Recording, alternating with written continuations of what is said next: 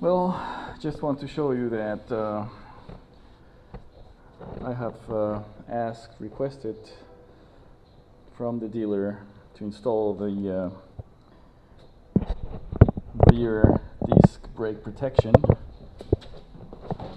with KTM, and should be okay to deflect any potential damage to the disc.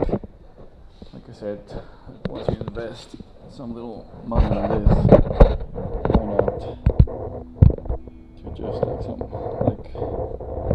add an additional layer.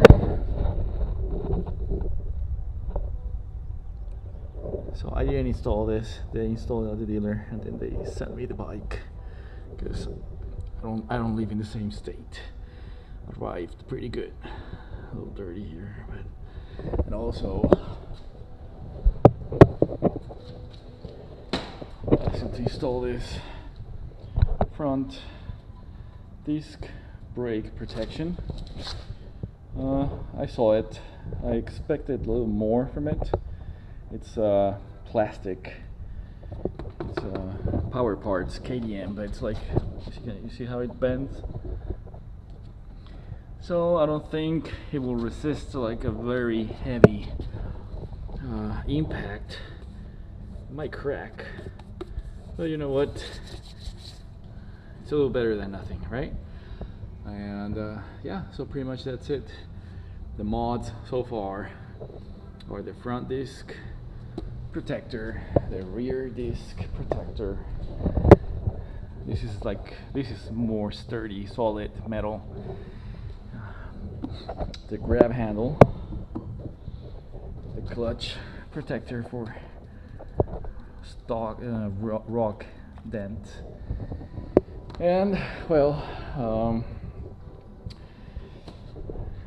this one I'll have to modify. I mean, you can see how it has like a little hole there. I don't know if you can appreciate it, but it has an extra hole there, so you can push forward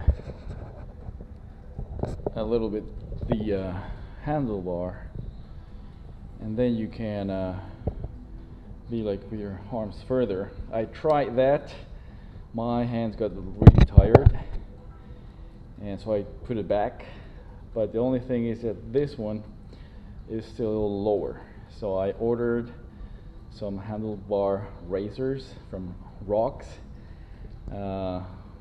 For this version there is some anti-vibration, so probably that will help. For the Honda CRF 2018, I ordered a Rox vibrators, right? This changed everything, completely everything. It's a different bike. I added a Tusk hand guards with the risers. I mean, this is the 230F. It's a bike that's for shorter people. I am 6 feet tall, or 182 centimeters, and 183 centimeters.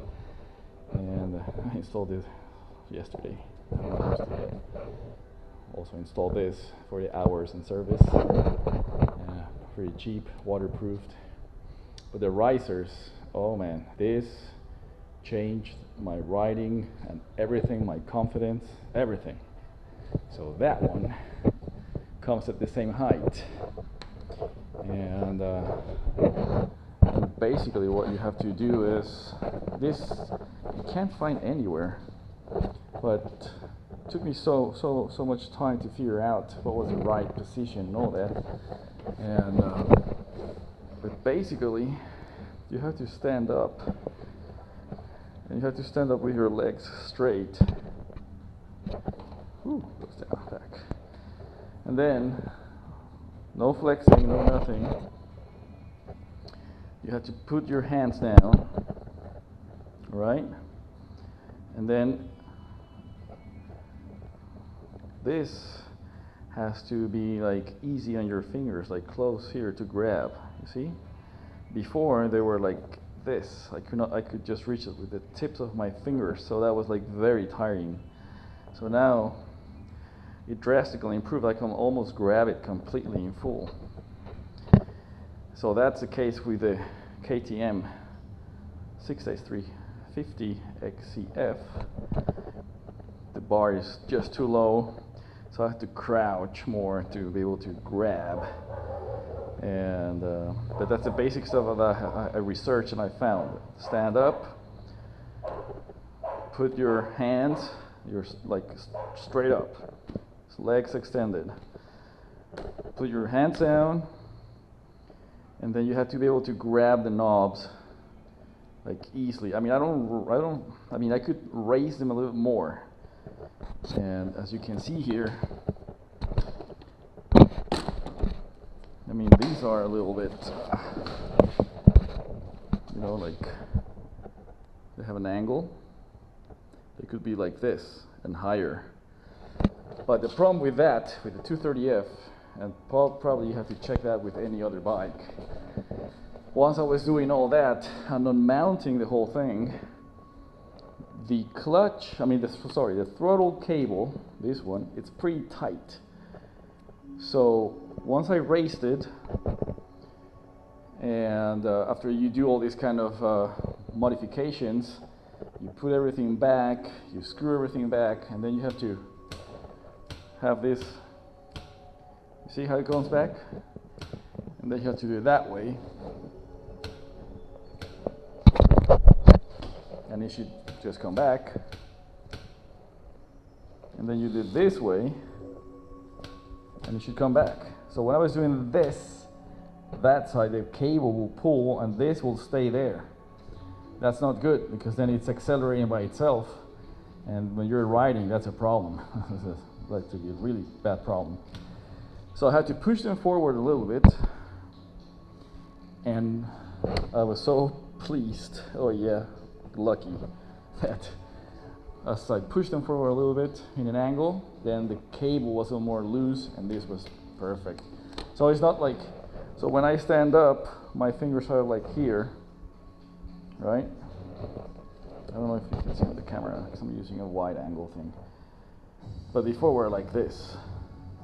That's not good. So it had to be like this. Ideally like this. So I'm waiting for my risers, Rox risers. These don't have any anti-vibration thing. Okay, so these don't have any anti-vibration.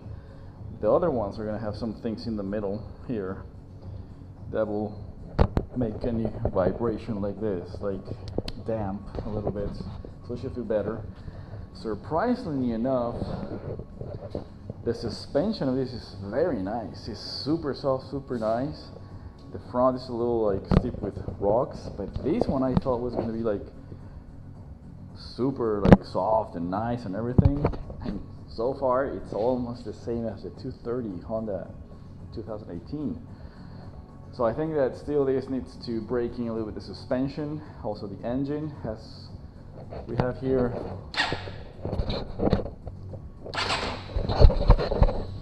so we have here 3.3 hours. So that's enough to oil change, which is the next step. And which is recommended everywhere I read and people that I know. I don't know that many people. So we're gonna make the oil change and then keep riding it a little bit. I set all this suspension to comfort, which is you click all these settings to the right and then you go 18 clicks back. The same with the forks, the same with the high speed, low, well,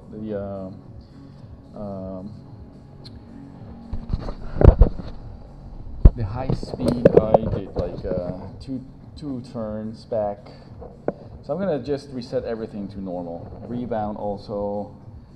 And so I'll just do everything normal, put it at 15 clicks back, see how it feels. I measured the sag. So I think the sag is when you do more hardcore stuff. I'm not that super hardcore or anything. I just learned how to ride bikes January this year. Today is what, June 2nd or 3rd. and I have no, I just put what? So I put